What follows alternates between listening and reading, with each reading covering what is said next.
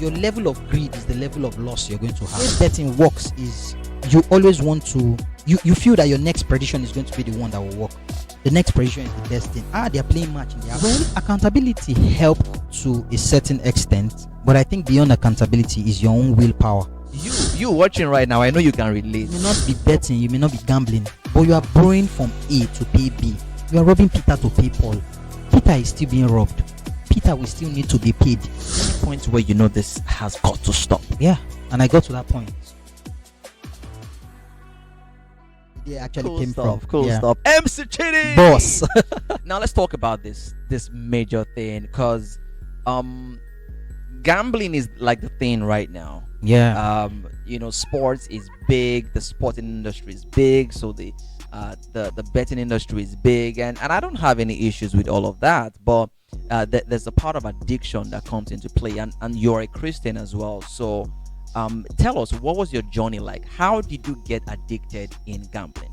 Because I know you love sports. Yeah, definitely. I know there was a time you had this business of game center, game centers where people come in to watch games and stuff. So you love sports, and how did that escalate into gambling? Okay, so first and foremost, I think everyone has to balance a point of passion for something and addiction for something. So because I was passionate about football, I'm a Liverpool fan. Sorry, I needed to say that. I'm a Liverpool fan. You don't walk alone, do you? Nah, it's alright. So I'm very passionate about my football club. I'm passionate about football, but your passion can also lead you astray if it is not put into context or if it's not put into control. So I would say way back as 2012 was when I started betting. Way back as 2012, yes, as 2012, and it started like every other person would. Walk to the shop, you want to know which games are going to be happening over the weekend, and you want to easily predict them because you think you have the knowledge of football. Then also I would say something about betting. Your level of greed is the level of loss you're going to have. The level of your greed is the level of loss you're going to have. I see people that go in and do 100 naira, 200 naira, and they just lose small. I never did 100 or 200 naira. I don't think if I want to do anything, I would do it small. You want to go big? So I would like to go big. So right from the day I started, I was doing in my thousands. Right from the day I started, and this was way back at Abiyakuta when I was in school. I was doing in my thousands when I didn't even have anything. Like in my mind, I'm like, why would you want to do 100 naira just to win 5 million? Dude, attempt something bigger. And it started growing. It started growing from there. I don't think so. I got to a point where I was learning about football clubs just because I wanted to monitor them. So I used to tell my sisters back then that I'm a football analyst, to forget these ones that people are saying, but I was analyzing football so that I could make money out of it. But the gain was the wrong side, which is having to bet or having to want to predict who is going to score or what's going to be the end of the scores. You could wake me midnight and I'll tell you clubs in Afghanistan, clubs in Tanzania, clubs in Colombia. Why? Because I've read about those clubs. I know those places, all by just looking at it. So it was the urge for wanting to make money that actually drove me into debt. Because the way betting works is you always want to, you feel that your next prediction is going to be the one that will work. The next prediction is the best thing. They're playing match in the afternoon, and I say the one this morning that did not work, it's not the right one. The one in the afternoon is the right one. And because of that urge, you want to always keep going back, and you keep going back, you run out of funds at one point. Then you now start looking for who is going to give to you. So there is the part of trying to, like, it starts from the level of it's harmless. I just want to make money. I love this thing. Yeah. And there's a way I can make money from it. I started. Yes. And then you get to a point where you can't stop because you have faith. Exactly. That's the thinking. Fact that this will work. Exactly. Then you now escalate to a level where you are out of funds and you still can't stop. But you don't have the funds, so you now go out of your way to get funds to continue the cycle. Exactly. Wow. And when you borrow the first time, if you're not able to stop at that first time, which I don't think you will stop at the first time of borrowing, you will borrow the second time. Do you ever tell people why you borrow the funds?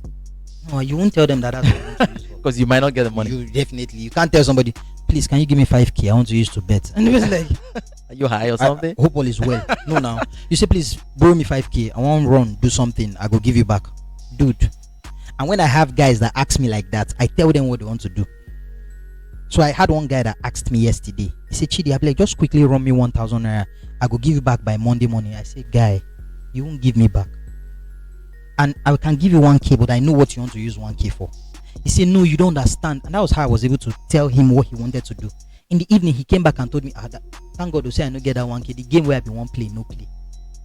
So I already knew that his asking, the way he asked was out of urge. And it was an urge for something. It wasn't out of necessity that somebody was dying and you needed 1K or something was happening to you. There was a way he asked, and because I already had experience from this level of asking, I knew that this was not right. And I told him, I first said, don't go about looking for 1,000 naira. That thing you are going to put it on may not work at the end of the day. All right, let's talk about your experience now. Yeah. Does this ever stop? Yes. I mean, do you get to a point where is it like a never-ending, a bottomless pit where you just keep going, keep borrowing, just like it is for drug? Is there any point where you know this has got to stop? Yeah, and I got to that point. So March 31st was the last time I looked at any football site or any betting site. Until today.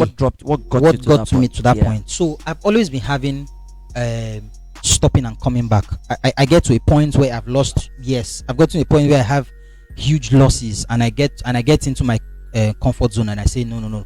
After this loss, I'm not going back again, and I still find myself go back. The highest I have done is 10 days, and that's because I was kept in a secret facility. So my parents had to admit me in Lasut in the hospital for me to stay there for a long while, to stay off gambling. Sorry, you were admitted for what? So they admitted me because they said I was having psychological issues.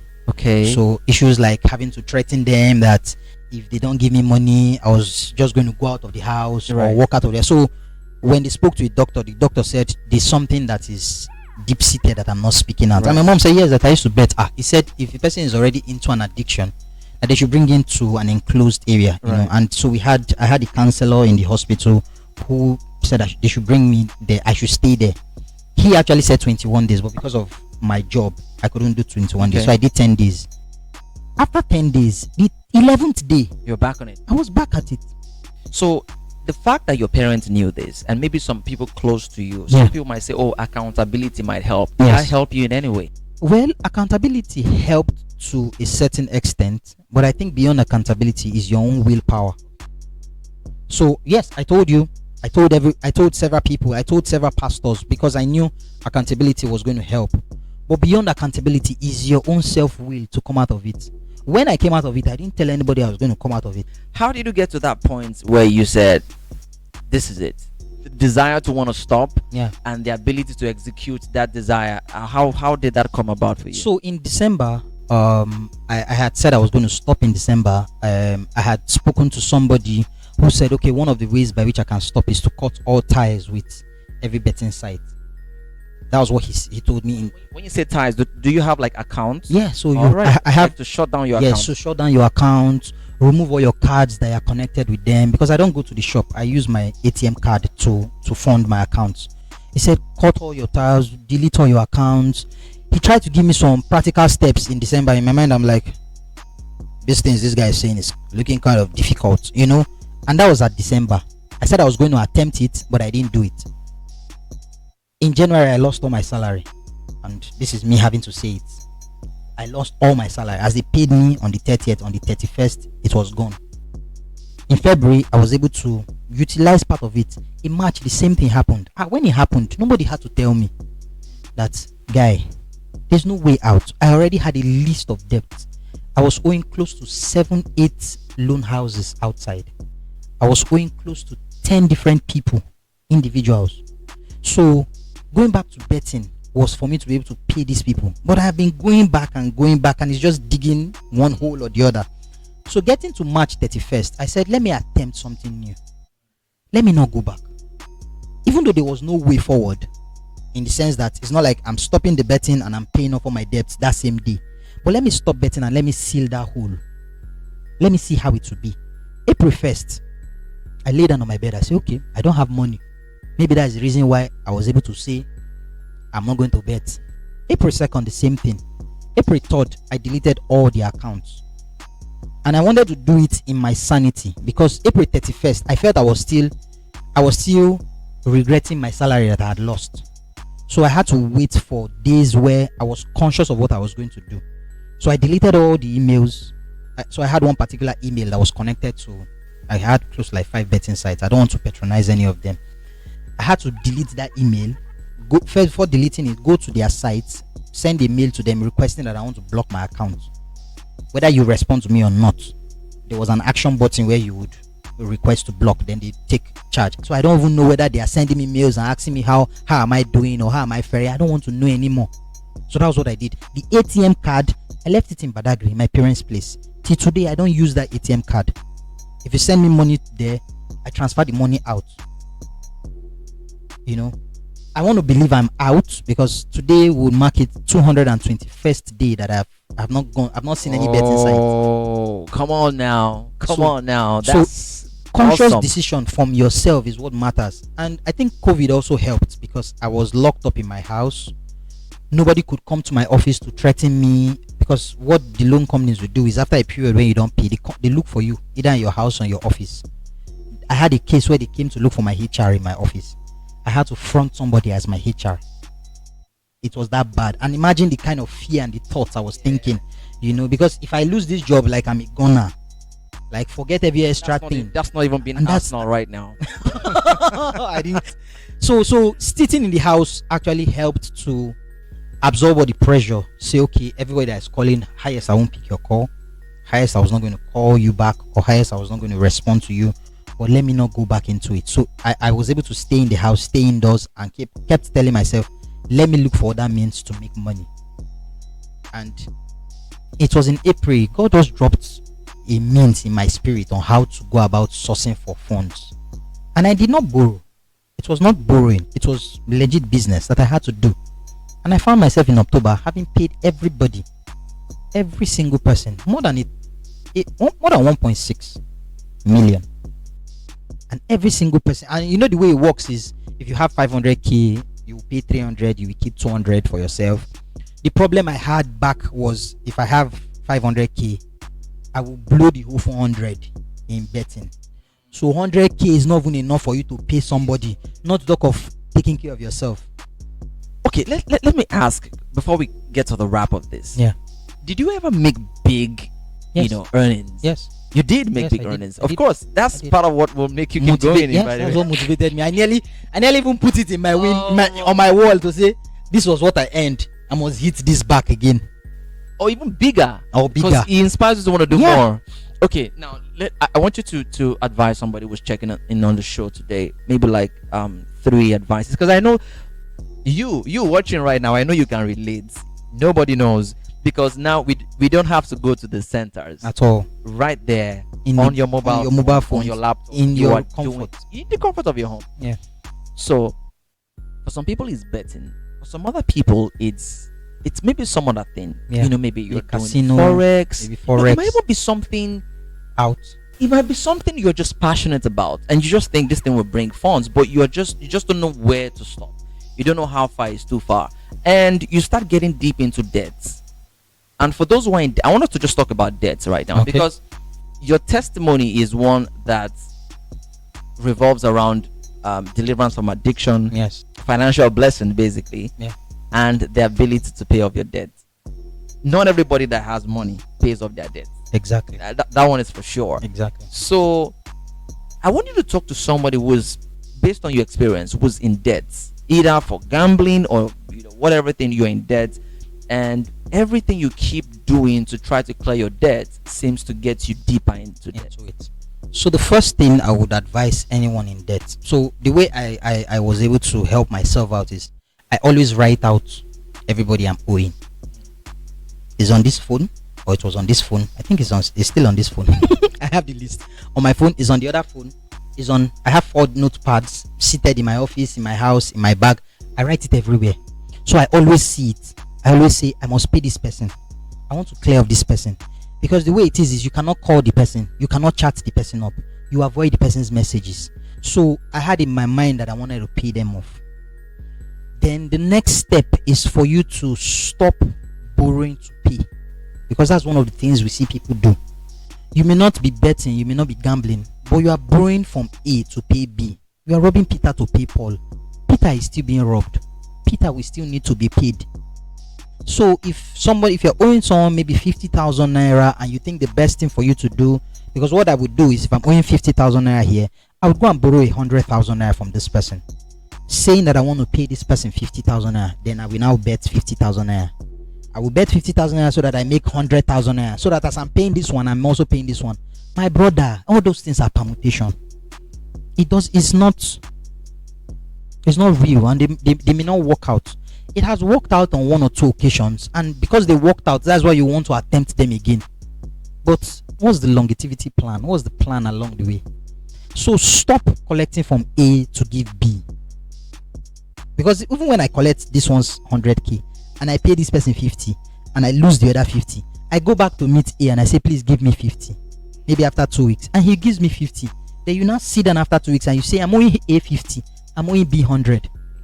Because A has the confidence that you will pay him because you've paid him before, so he will give you again. So in 3 weeks time, you are now owing A 50k, you are owing B 100k. So that's 2 people. You now go to it, cycle never just ends. That cycle won't end if you don't stop going to the next person to borrow. Wow, this has been one of this edition of Vibe Lounge has been so inspiring. For that person who was just starting off gambling, yes, and has everything going well, like, yeah, I mean, that first lock, first couple of locks, like, you know what, I have the grace of God is upon me to gamble right, and guess what, I'm even putting this thing into some ministry projects, you know. I have the grace, man. The Lord shows me where to go. What would you say to that person? I had that grace period, though, to be honest. It wasn't all bad, but the truth of the matter is, you won't tell people when it's bad. You only tell people when it's good, and that's the problem.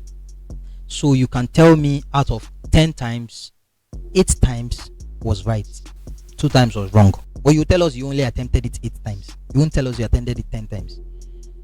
Check yourself. Those 2 times that you missed it may be bigger than the 8 times, but you won't tell people. So whereby you start keeping it to yourself is the beginning of your downfall. People see me back then that I'm making 500k. I've hit 500k. I have hit 400k, but I may have lost 1 million. And so they are only celebrating my 500k that they saw my tickets that worked. They don't know that in my own sleep, I have lost 1 million.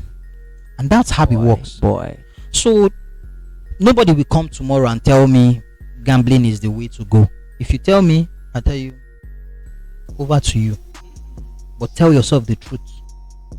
How many sleepless nights have you had just because you wanted to achieve that little one? Or if you get the first time, you get the second time, the third time. It takes a whole lot out of you. I couldn't sleep. I didn't have relationship because I will see you as you are not bringing money to my life.